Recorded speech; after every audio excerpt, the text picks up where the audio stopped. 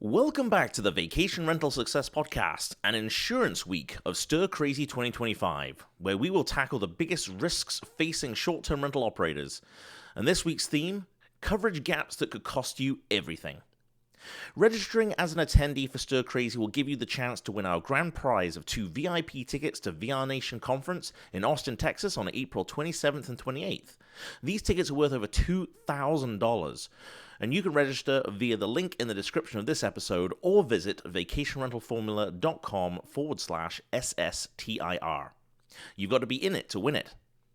We also want to give a big thank you to Guesty, who are our platinum sponsor for STIR Crazy and the Vacation Rental Success Podcast, and they are giving you 50% off the first annual payment if you make the switch. Stay tuned to the mid-episode break where you'll hear some key questions answered about Guesty, but you should be asking yourself, are you feeling the pinch as competition heats up and guest expectations rise? Or struggling to keep your bookings high and revenue flowing? Well, you're not alone. These are the biggest challenges property managers everywhere are facing. What if you could not only stay competitive, but actually thrive? Imagine your listings consistently bringing in bookings, your revenue streams growing, and having the confidence to plan ahead without the guesswork. To discover how Guesty can solve your biggest property management system challenges, click the link in the description of this episode. We also need to thank the sponsor for Insurance Week, Proper Insurance. You'll be hearing from Proper and our insurance expert of the week, Nick Massey, in this episode. But whether you manage a single property or a growing portfolio, traditional homeowners or landlord policies simply just don't cut it. That's where Proper Insurance steps in. Designed specifically for short-term rentals, Proper provides comprehensive coverage for instances like guest injuries, property damage, lost revenue, and even unauthorized parties like the one we'll hear about in today's case study. Proper Insurance is the nation's most trusted short-term rental insurance provider, so don't wait for a claim to find out that you're misinsured. Click on the link in the description of this episode to find out more about Proper Insurance and get the right coverage right now. Now, let's get this STIR Crazy party started. Here's your host, Heather Bayer.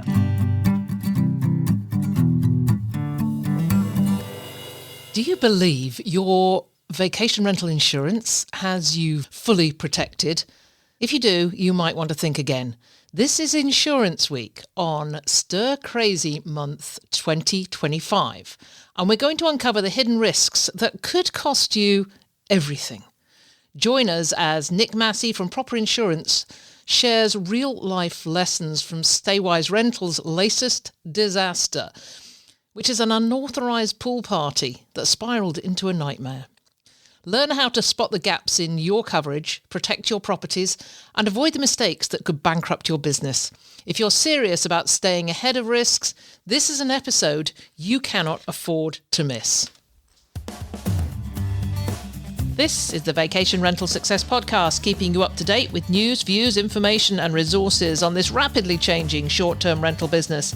I'm your host, Heather Bayer, and with 25 years of experience in this industry, I'm making sure you know what's hot, what's not, what's new, and what will help make your business a success.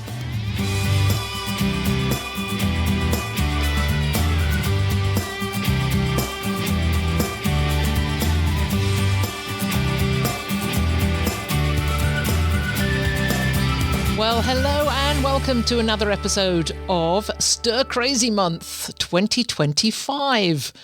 This week, we're getting into one of the most critical topics for every vacation rental business, and that's insurance.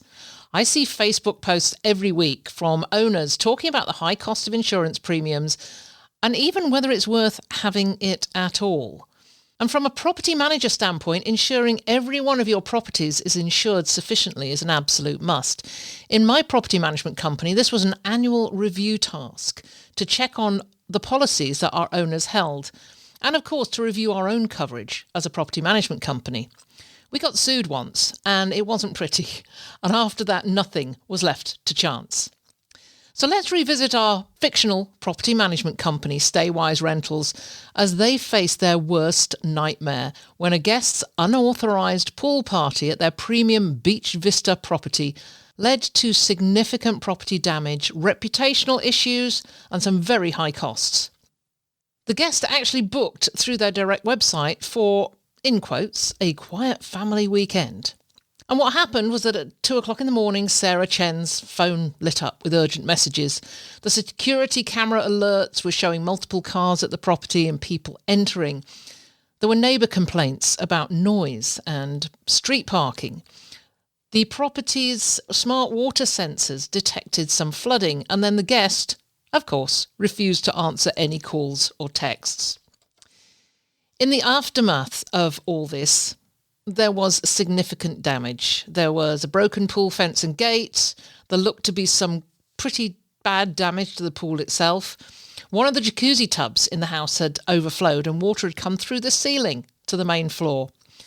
Outdoor furniture was damaged, and inside the hardwood floor had been badly scratched by furniture being dragged across it. And those were just the major issues. In the weeks and actually months afterwards, other issues arose, and there were more and more repairs and maintenance required. Then came the insurance surprises. The policy excluded damage for events for over 12 people. There was no coverage for business loss, business income loss during the repairs. And then because it was a direct booking, there was no OTA protection at all. The financial impact was huge, $45,000 estimated in immediate repair costs. 2 months of cancelled bookings, lost income during the peak season. And then the credit card company sided with the guests who wanted to make a chargeback after they'd been evicted. They found policy gaps in their insurance. There was no event liability coverage, inadequate contents insurance, the missing business interruption protection, and no coverage for the guest chargebacks. And then the expanding problem, the owner of the property threatened to take legal action against them because of the rental to this particular group. Other property owners then heard about it, and they demanded some insurance reviews, and similar coverage gaps they found in all of their properties. And then they got into issues with the local authorities who wanted to know where their permit was for the event that had been held.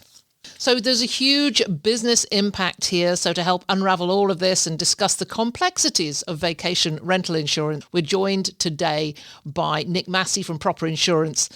Nick knows this industry inside and out and knows how to safeguard your business from the unexpected.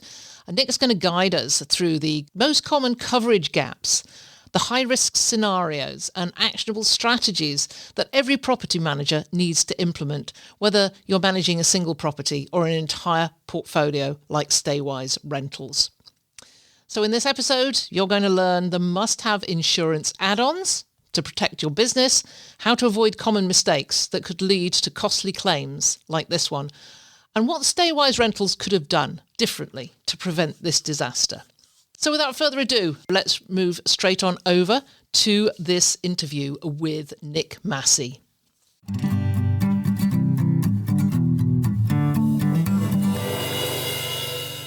So I am super happy to have with me today to talk about all these issues, Nick Massey from Proper Insurance. Nick, always an absolute pleasure to have you on the show. Always a pleasure to be part of it, Heather. Thanks for having me. Well, you are my go-to expert on insurance, and so it was natural when we started talking about StayWise Rentals and the issues that they were having that you and Proper Insurance would be the place to go to get the answers, because it's not just what's happening with StayWise Rentals. These issues could happen to absolutely anybody, any individual, any property management company. So we want to cover off a lot in this episode. So let's kick off with you know what the story is that there's been this. The owners, Sarah and Mike, have been informed that there was it's an unauthorized pool party, but who authorizes a pool party anyway?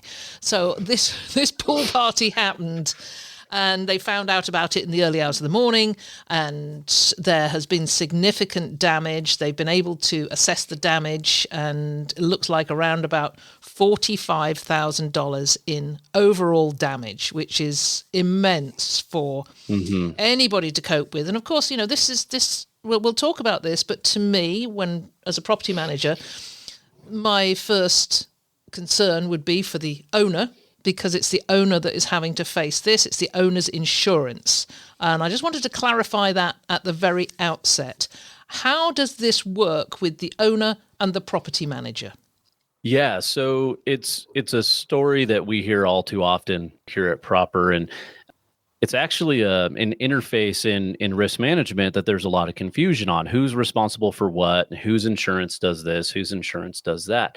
And when there's a situation that happens at the physical property, it's the property owner. The property owner's insurance is the first one that's going to have to kick in and respond here, not just for the damage to the physical property, but also the loss of revenue component, because we can't short-term rent the property now. And so how does our insurance, question number one is, do we have the right insurance? Did we go through that exercise before we put the property online to make sure that we have a policy that's structured and designed specifically for the short-term rental exposure at the piece of real estate? Do we have property coverage? Do we have liability coverage? And then you run into all these other nuances of how does this work from a regulatory standpoint? How does this work from my property manager? How are they responsible, if responsible at all? And what are ways to avoid this from happening? So effectively, the property owner is the one who's going to get the call from the property manager from StayWise here. I'm going to go, this happened, and you need to call your insurance company. And that's kind of step number one here. Yeah, and so I can imagine from, I've been a property owner. I had a number of properties, and to get that call would be huge with that amount of damage.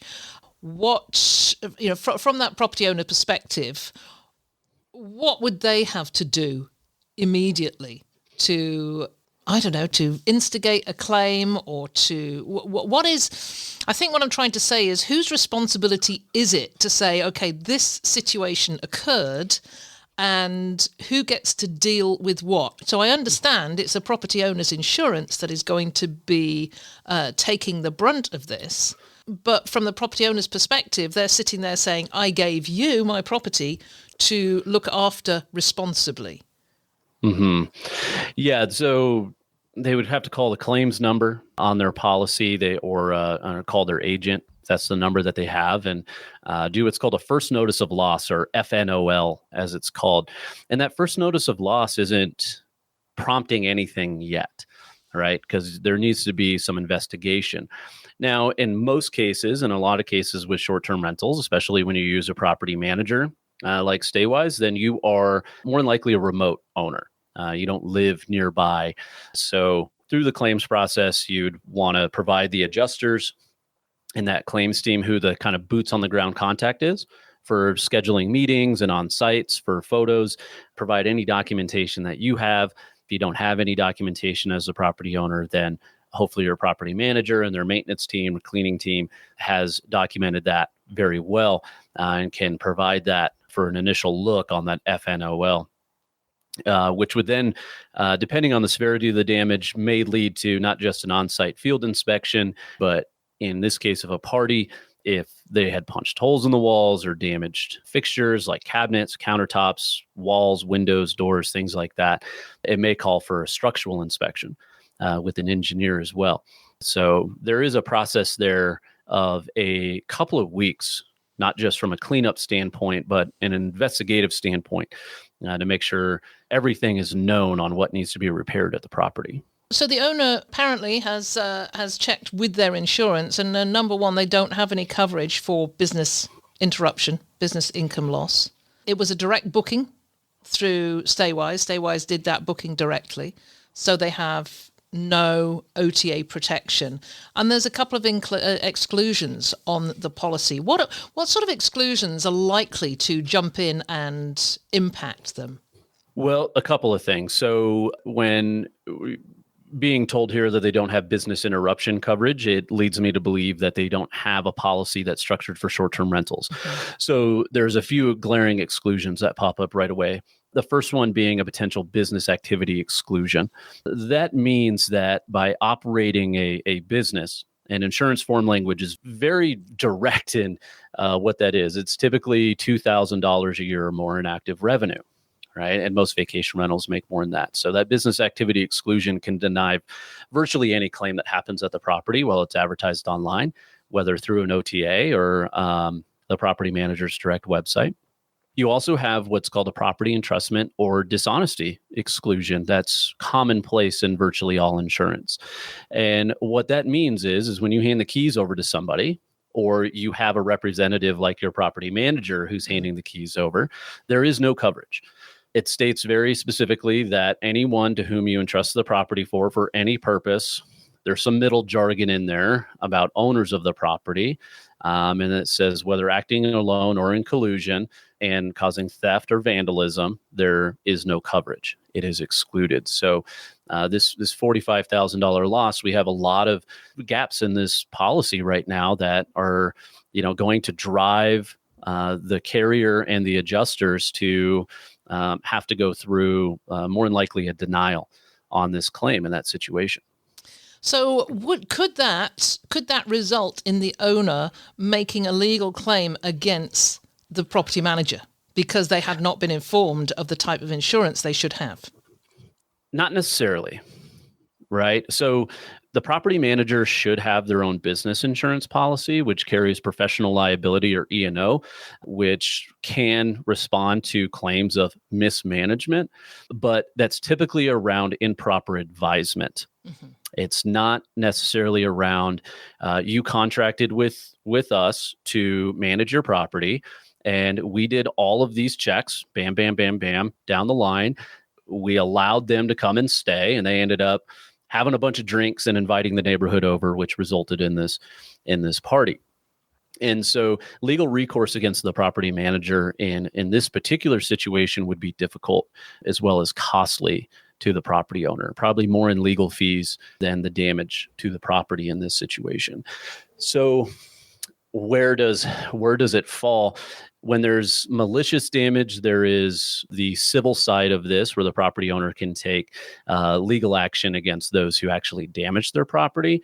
But recovery in that situation is typically doesn't really happen. Folks who end up damaging properties like that typically don't have the financial means to cover that, but you could go the criminal route through civil matters. But this doesn't really fall under the category of mismanagement on the property manager where their E&O would come in. Okay, this really sort of begs the question of what should a property management do proactively to ensure that all their properties are insured correctly. And I know with my company, we didn't start this until we were probably about 12 years in, and then realized that, we needed to know that our owners had coverage that covered them for the business activities. And from there on, we did an annual review. It was part of our annual review. We would go to every owner and say, we need to see your insurance.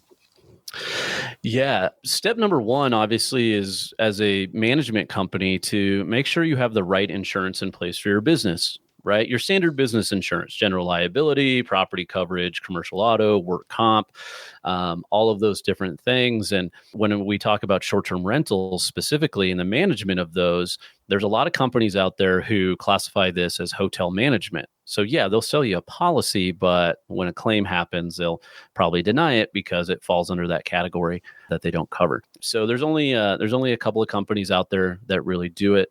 We do have a sister company that specializes in that to help StayWise navigate the complexities of the business insurance and make sure they have the right package in place for them to start, right?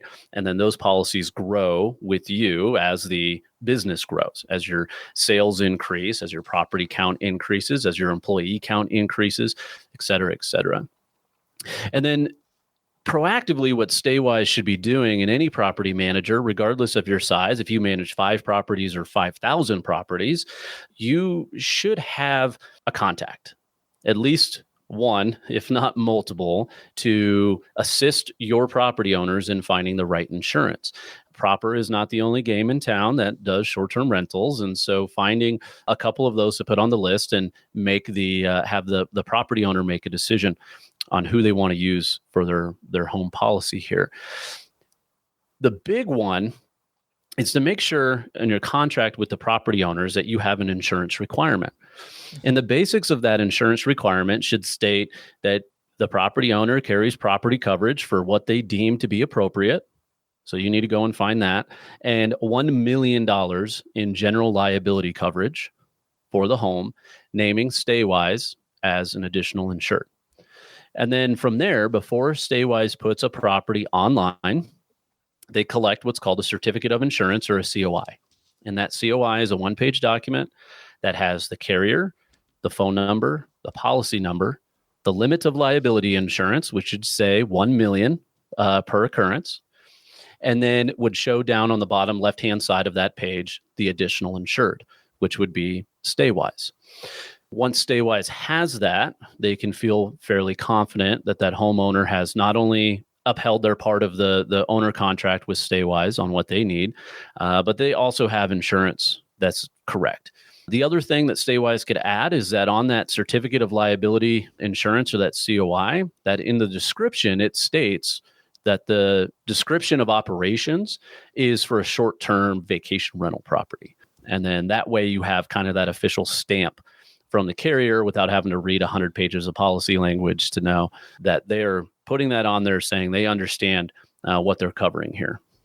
So what comes to mind here is I've been talking recently about co-hosting and Airbnb's new co-hosting network, and the new co-hosts are coming along. They're getting drawn into the Airbnb network, and I don't imagine that they are advising owners to get particular insurance because they're buying into the Kool-Aid of Airbnb insurance. Can you just address that one? Because a lot of these co-hosts now are being told by the direct booking people that they shouldn't have all their eggs in one basket, and they should perhaps have a direct book website and begin to advertise outside of Airbnb, which opens them up to not having any coverage whatsoever under whatever the platform is offering.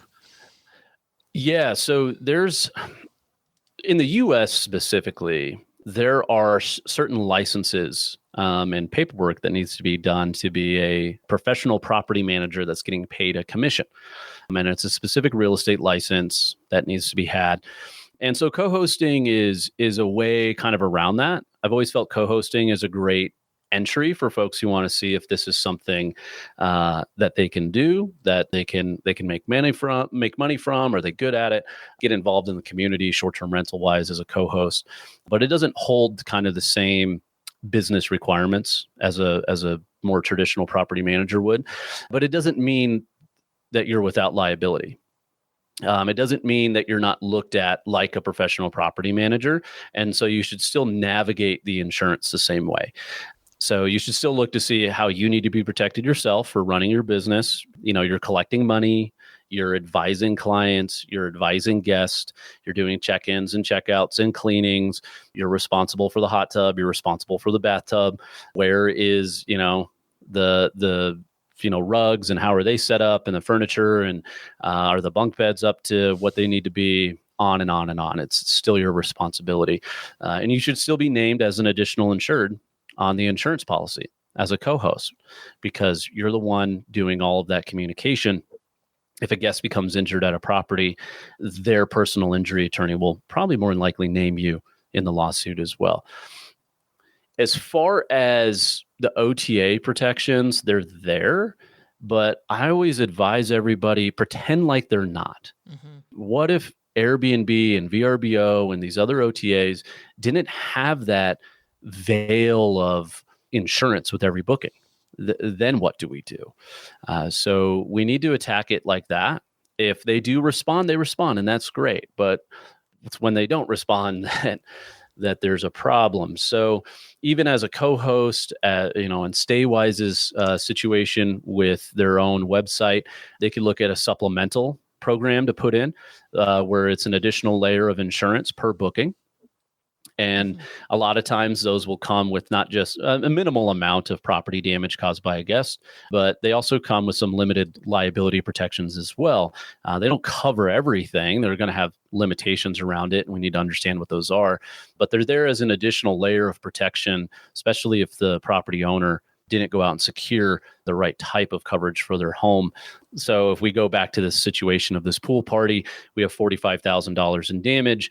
If StayWise that property owner has the wrong insurance, as we've established, but maybe StayWise had a damage waiver program in place at a $20,000 limit for this home. Well, at least we'll get up to hopefully $20,000 to help offset the cost here for the damage. And that would be the responsibility of the co-host or the property manager to go out and secure that type of supplemental protection.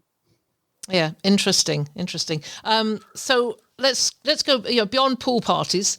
You obviously have many instances of other sort of high risk scenarios that property managers face. Can you tell us about a few of them, and then how property managers can actually prepare for the potential of these types of scenarios happening?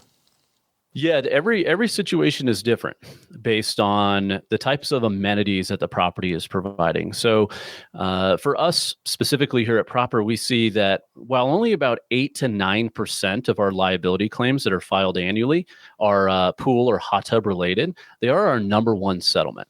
So they are very expensive when something does come up and happen. Now, other things that we see a lot is going to be things like dog bites. Dog bites equate for over $1 billion in annual insurance settlement in the U.S. every single year, and pet-friendly properties are on the rise.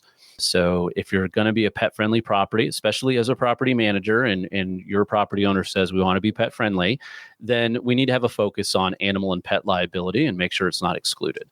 Ensure we have coverage if Fido goes and bites a neighbor, and now we're faced with a large lawsuit.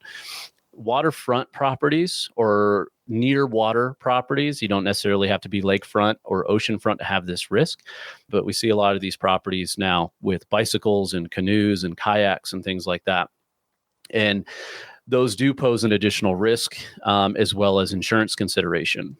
We see a lot of companies out there, and they like to bury the language. It's the side of insurance, but recreational activity exclusions. And that can be problematic if we're offering or have recreational activities nearby that we might advertise. And so what do we do? How do we become proactive in managing risk? I'm a big proponent of doing a safety program. Safety programs are out there to help provide checklists for the property to ensure you're not missing anything. You're checking all the boxes when you go through these amenities, post-stay inspections of all of the equipment, waivers of liability, simple use at your own risk language and rental agreements with the guests. If you have a bicycle or bicycles, provide helmets. If you have canoes or kayaks, provide life jackets. Eliminate unnecessary risk from the property. And so a good way, an easy way to do that is, what do the OTAs allow as a searchable item? If it's not a searchable item with the OTA as an amenity, it probably shouldn't be at your property. And so if you look at zip lines and diving boards and slides into pools or off docks into lakes or a pontoon boat or things like that, those aren't individually, you can't search that. Mm-hmm. And so that's probably an unnecessary risk to have at your property. The other thing to look at too is training on the use of these amenities for your guests. And so from a overarching risk management perspective, not just an insurance protection, but using things like digital guidebooks and other technology where you can make short little videos with a QR code to a YouTube page, which all helps your SEO and your marketing as well, but kind of show people look, here's the canoe. Here's how you use it. Here's how you get in it. Here's how you sit in it. If you've never used one before, here's a life jacket. Put it on. Even if you know how to swim, wear it. It's something that we require. And by having that, you're not eliminating risk, but you're helping defensibility in terms of who's negligent for the injury for the use of that amenity, right? And then also keeping good record of when these things were inspected. After each stay, we inspect and we document it. And we check the kayak, and the kayak didn't have a crack in it. The kayak was safe for use. The life jackets, none of the buckles were broken. Everything's good to go. And that does help if you have to leverage insurance for measures of defensibility in the event of a claim. We're going to take a short break to hear from David and Gotti at Guesty to share how Guesty might be the solution to your property management system challenges.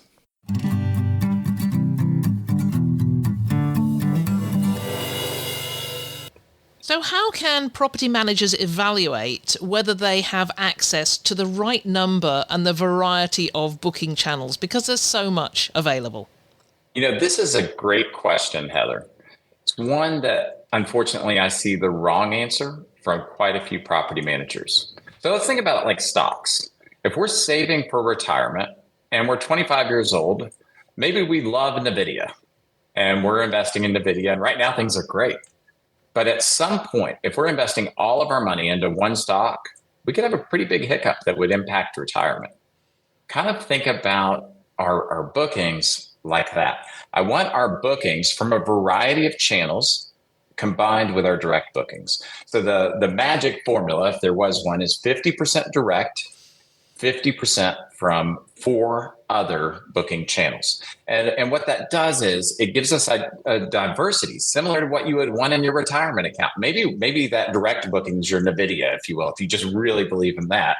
And then you have these other 4. And if one is starting to perform worse, you can reallocate over to the others.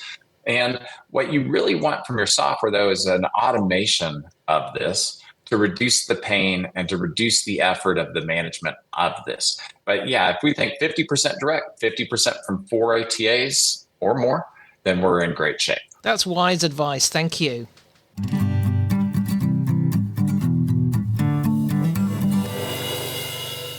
We used to have a lot of properties that had hot tubs. I mean, every one of our properties was waterfront. So, that certainly resonates when you talk about kayaks and canoes, because 180 properties, sometimes 200 properties, each one of them would have come with several kayaks, canoes, paddle boards, paddle boats, nothing with motors, but still they were people were going out on the water who had possibly never been out on the water before. So we had lots of things in place like that. We had to have the safety kit that was included with every boat. And we said to our owners, you can't have just one safety kit to share between your 2 kayaks, your canoe and your paddle boards.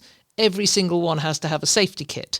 And those kits have to be checked at every changeover to make sure everything is actually in them, and sufficient life jackets. We always advised our guests to bring their own life jackets to ensure an accurate fit, but there were also life jackets there because we wanted to cover everything. So yeah, we didn't want anyone saying, okay, well, you advertised a kayak but you didn't give me a life jacket.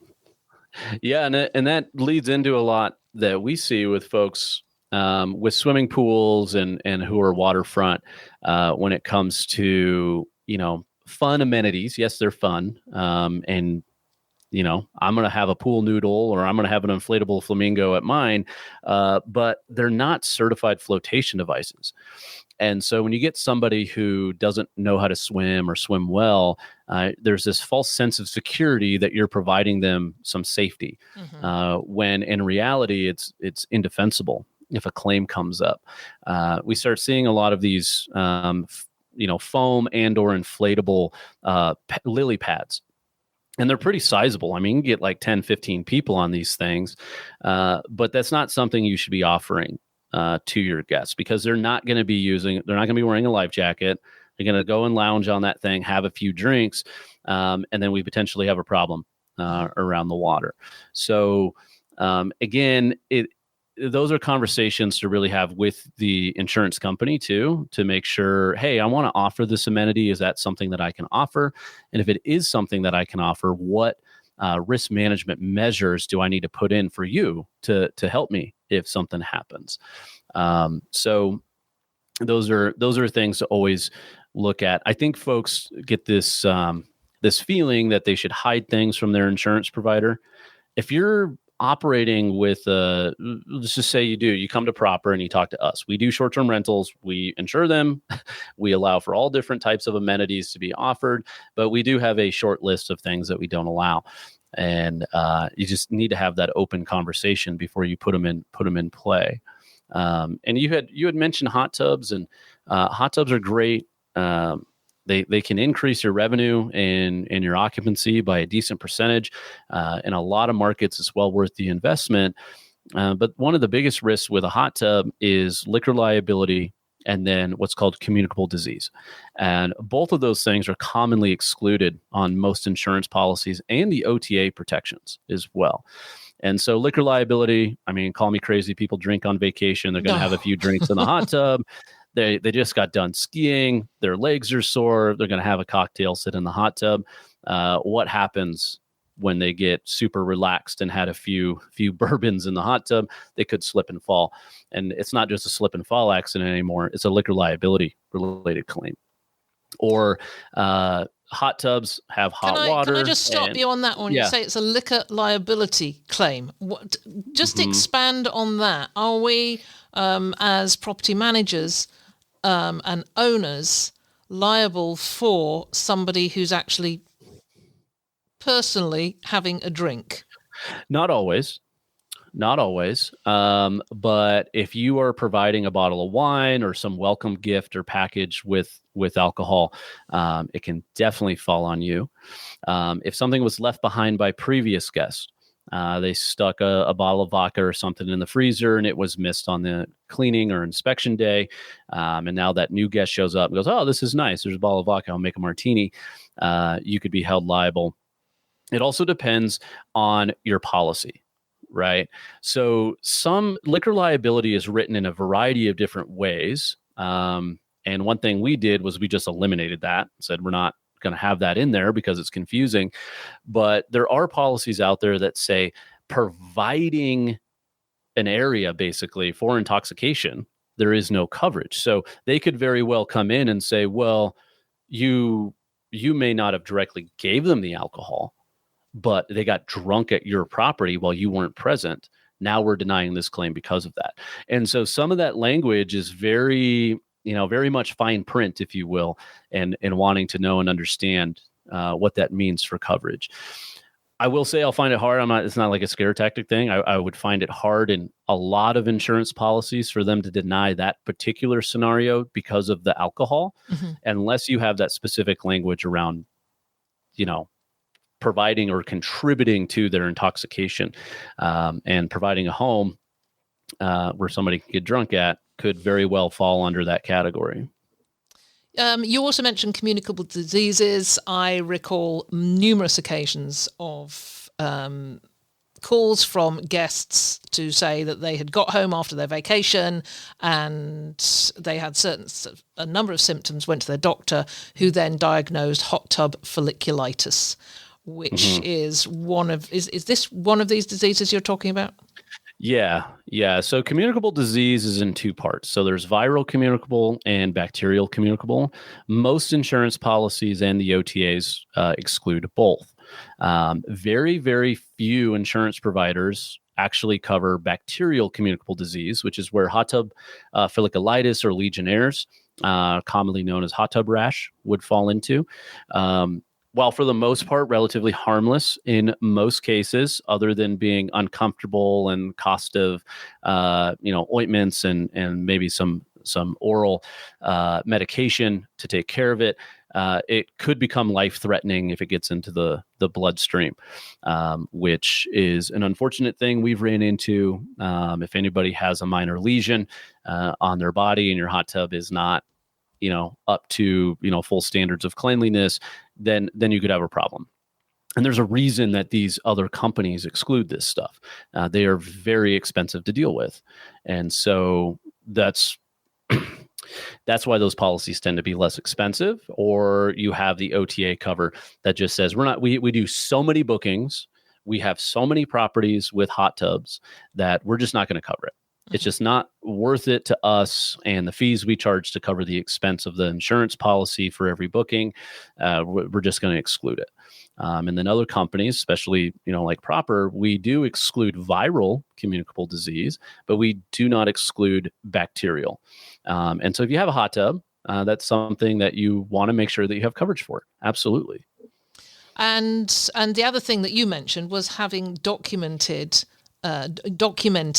the checks, water changeovers, when the last water changeover was, what the chemicals were introduced at each changeover, just documented and signed off. Something I wanted to address with you on this one was, does it have to be a registered hot tub company that comes in on every changeover to deal with the hot tub? Or is it okay for a housekeeper or whoever's doing the changeover to administer those chemicals to bring the hot tub up to a decent balance and then sign something to say that this is what I've added to it and this is the pH reading, etc.? Yeah, so no, it doesn't. But it really depends on how risk adverse you might be. One of the fundamental things when you're thinking about insurance and risk management is transfer of risk, right? That's the basis. That's the fundamentals of insurance. You're transferring a risk onto a company for X amount of dollars. And in exchange for that, they're going to cover X, Y, and Z. And the more money you pay, typically, not always, but typically that means you're going to get more coverage, fewer exclusions. And so you're transferring that risk off to an insurance company. In the basic practice of risk management, it's the same theory. So where are we transferring that risk to? Am I transferring that risk onto myself, where I am keeping all of the documentation?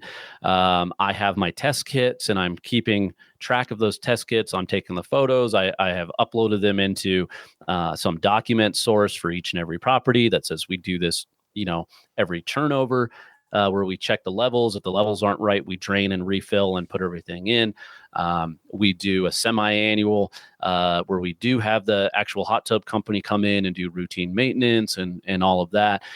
Sure, you could do that. It takes a lot of documentation. Or you can have that hot tub company come on every changeover, which if you do 3 bookings in a week, that's going to become very costly. So I don't know if that's up everyone's alley, and it doesn't necessarily need to be. It all comes down to documentation. It's like the same with, I had mentioned a pontoon boat earlier. It's like, okay, you're on a lake and you have a pontoon boat with a 50 horsepower motor, but you can offer that to guests. That's fine. You just won't have any insurance. Your home insurance policy, no matter how robust you get, it's not going to cover motorized vehicles. It's not covered. So where do we transfer that risk to if we don't want to do that? Well, you transfer it to a marina. You go and partner with the local marina. You see if you can get some discounts for bringing them more and more clients through your property, and have the folks rent the boat from a licensed facility that is insured for boat rentals. And now you've transferred the risk onto that provider. It's same with like baby equipment. And the number one recalled product in the world, baby equipment. You can have baby equipment at your property and be kid friendly. That's perfectly fine. You just have to stay on top of these recalls and remove the product when it's been recalled. And you can set up notifications with consumer product safety and go through all of that. Or you can just backlink to BabyQuip and have BabyQuip drop off all the equipment anytime somebody needs baby stuff.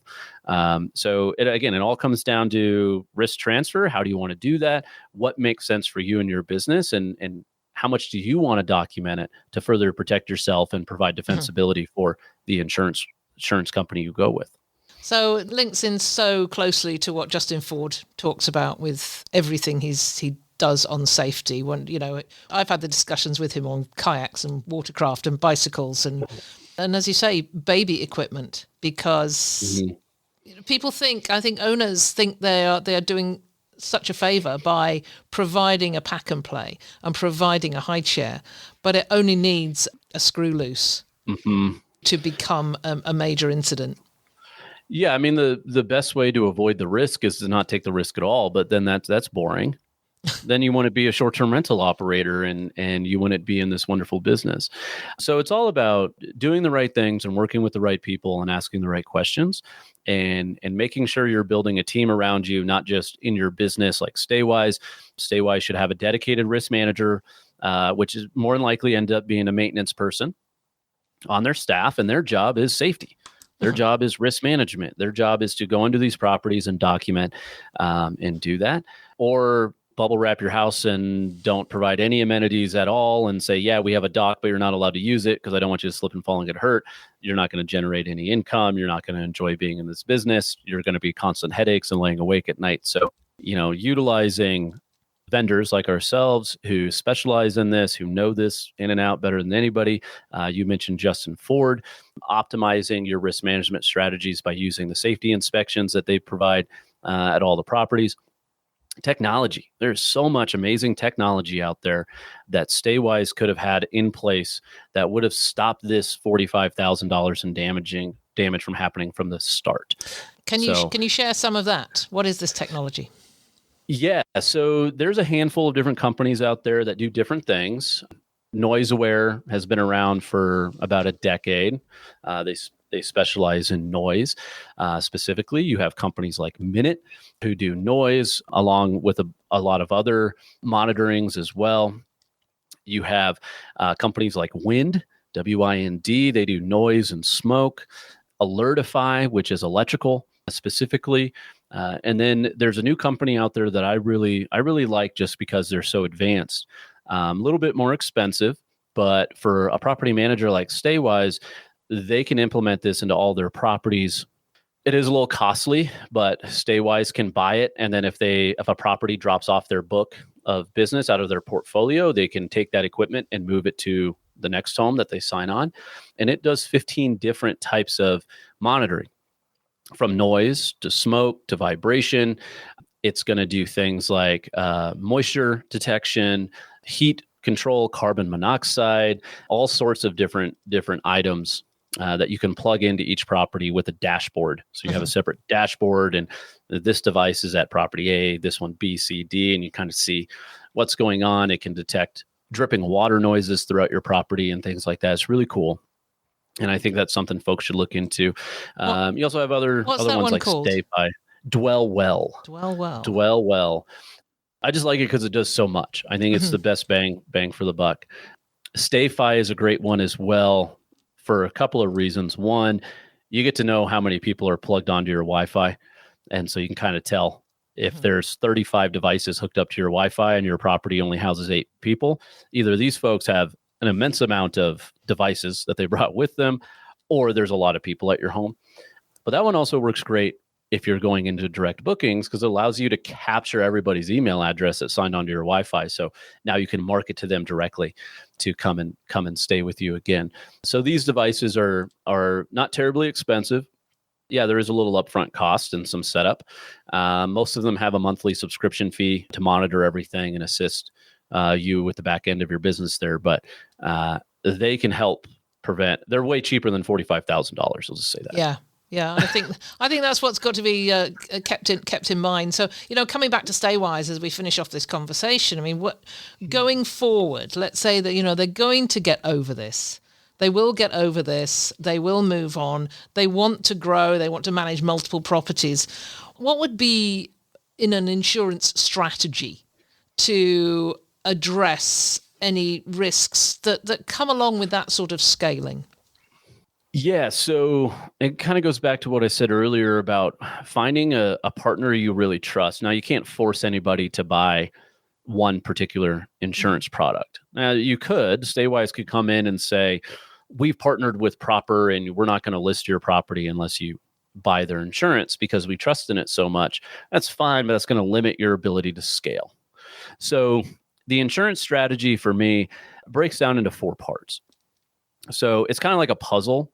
And the puzzle, it's like a 1,000-piece puzzle that you throw down on your table and it's all upside down. Where do we start? We have to start with the corners and then build in from there, and hopefully have somebody draw us the picture to some extent so we can help put everything in the right place. So you need to start with your property manager level coverage. You need to start there. You don't need that protection if you self-manage your own properties, but when you're operating and managing third party, you need to go out and make sure you know and understand and have the right policy in place for your business. Number 2, you need to have a great referral, if not 3 total, that specifically specialize in short-term rental insurance. Okay, there's not a ton of us out there that do that. And so it's very easy to find those 3. I'm one of them. So if you're listening to this, we can have that chat and then you can go. The other 2 are pretty easy to find as well. And know what we do, who we are, and how to get a hold of us so you can recommend your clients to give us a call, have this consultation, as well as educate yourself around the whys. Hey, you're lakefront. We're going to offer amenities. You need to make sure you have off-premises liability. These companies provide that. You're going to be pet friendly. They don't have a dog limitation when it comes to liability. The third one is the supplemental protection. So find a company. There's like 8 or 9 of them out there. There's a bunch. Find one that you like and implement that by booking strategy to have additional supplemental protection with each booking. Those are typically paid for by the guest with the reservation anyways. So it's pretty simple. And then last but not least is the travel insurance component, which is not my specialty, but there's a handful of companies out there that do travel insurance. They're usually provided through the OTAs, but you can work with them and get them plugged into your direct booking platform. That way, if there's a last minute cancellation, instead of you refunding all of that money back or 50% of that and creating some type of conflict with the guest, they're just going to claim against the travel insurance to get their money back for their flights and their stay and the rental car and whatever it might be for this trip. So you're not back charging that stuff. Those 4 things are what a property manager needs to really have an understanding of and have them implemented. And while it doesn't absolve all the risk, that is going to be the best way to structure insurance into your risk management plan so you can leverage it when it needs to be leveraged. That is all great. Such great information, Nick. You've shared so much, and I think StayWise, having listened to this, could go on and make some big changes that would make their scaling a lot easier and a lot less risky. Yeah, it always comes down to, we preach it all the time, the more you know, the more you're worth. And so for StayWise as a property manager to learn from this, hard lesson to learn, especially with their property owner, but to take this as a way to help build SOPs around insurance and managing risk and property check-ins and checkouts, technology implementation, and start scaling that across the current portfolios. And then once you start adding on new properties, those procedures are now in place, locked in. We don't put the property online until all these boxes are checked and our property owner is on board. You don't want 5% of your problems to turn into 95% of your day. So by working through those and getting them set up correctly at the beginning is a great way for success. And again, if you're at 5 properties or you're at 5,000 properties, granted, the chore at 5,000 properties is going to be a little bit more. It's never too late to start and start building this out and implementing it to ensure the future success of your business. Well, there you are, folks. That is a really great rundown on how to really manage your insurance effectively. You can find Nick at proper. Oh, I'm going to ask you to tell us what your contact info is. Yeah. So my name is, it's Nick Massey. I'm the director of sales. The best way to get in touch with us to make sure you're speaking with the right person in my office would be to call our phone number at 888-631-6680. You can also go to our website, www.proper.insure. Tons of information on there. Even if you're not looking for a quote on insurance, lots of great info on our blogs and all sorts of different things that we put on there. Regulatory things. We have maps that backlink to regulatory items in your community if we know about it. So yeah, that's the best way to get in touch with us. And even if it's just to have a conversation, you might feel very comfortable with where you're at, but we're here to walk through it. Even if you don't end up doing business with us in that realm, I feel very confident you'd walk away from the conversation learning something new. That is great. Well, thank you, Nick, for joining us. Thank you to Proper Insurance for sponsoring this Insurance Week, which is still going on. So right until the end of this week, we'll be talking about insurance. So make sure you stay keyed in on this. Check the LinkedIn Vacation Rental Formula profile, where you'll find all sorts of information on the rest of STIR Crazy Week and how you can get involved. So once again, thank you, Nick. You'll be back on the show before too long, I'm quite sure. It's always a pleasure having you with us. Same, Heather. Thanks for having me. Great chatting with you.